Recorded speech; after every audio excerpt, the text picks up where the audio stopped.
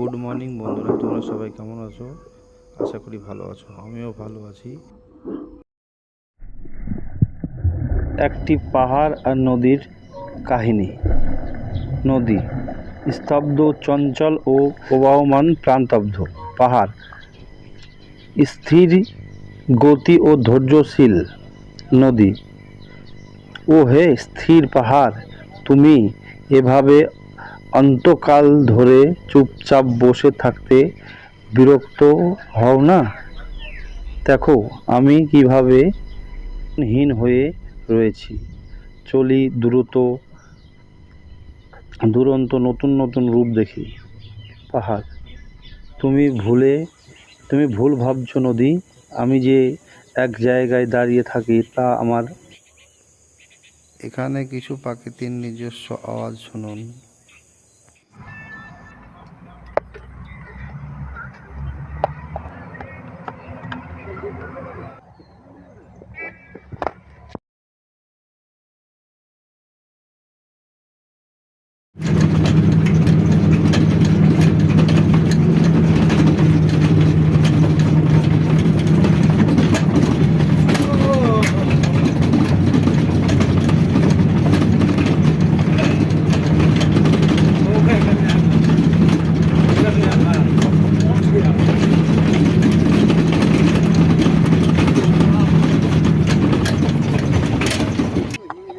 নদী, তা হয়তো সত্যি, কিন্তু আমার মতো ছুটে চলার আনন্দ কি তুমি পাচ্ছ? পাহাড়, পাহাড়ের বুক চিরে যখন আমি নিচে নেমে যাই, প্রাণ দিই সবুজ প্রকৃতিকেও প্রাণ দিই, মানুষের তৃষ্ণা মেটাই, সেটাই তো জীবন, প্রকৃতির সৌন্দর্য।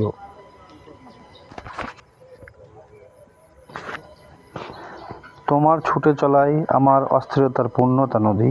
আমার বুক চিরে তো তোমার জন্ম। তুমি যখন আমার শরীর ছুঁয়ে নেমে যাও, তখন তোমার সেই সত্য, কিন্তু আমার মতো চলার আনন্দ কি তুমি পাচ্ছ? পাহাড়ের বুক চিরে যখন নিচে নেমে যাই, সবুজ প্রকৃতির প্রাণ দিয়ে মানুষের তৃষ্ণা মেটাই, সেটাই তো জীবনের প্রাকৃতিক সৌন্দর্য। পাহাড়, তোমার ছুটে চলা আমার বুক চিরে তো তোমার জন্ম। তুমি যখন আমার শরীরে ছুঁয়ে যাও, তখন তোমার সেই আনন্দ আমার নীরবতার মধ্যে সুর তোলে। তুমি জীবনকে ছড়িয়ে দাও, আর আমি সেই জীবনকে নিরাপত্তা দিই। তাই আমি কখনো এভাবে ভেবে দেখিনি পাহাড়। সত্যি তো, তোমার এই স্থিরতা না থাকলে আমার এই প্রাকৃতির পছন্দ তো হারিয়ে যেত। পাহাড়, এটাই প্রকৃতির নিয়ম নদী। তোমার চঞ্চলতা আর আমার স্থিরতা দুটোই মিলেমিশে কিন্তু প্রকৃতি এই অদৃষ্ট সুন্দর ছাড়া অন্যজন অসম্পূর্ণ।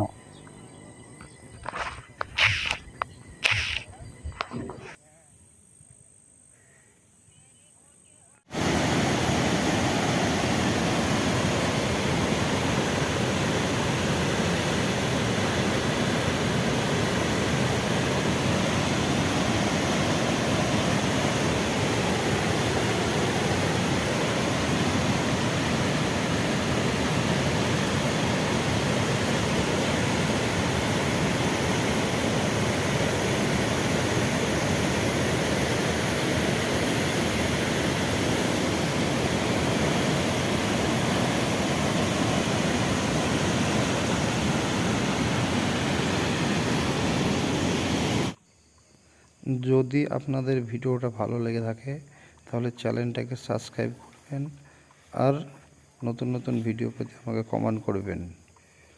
ওকে, গুড নাইট।